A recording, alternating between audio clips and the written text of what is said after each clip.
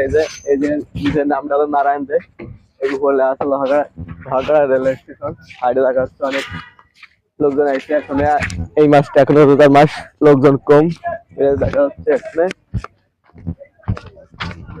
আমরা আসতেছিলাম, এখন আমরা বারহাদেক যাবো।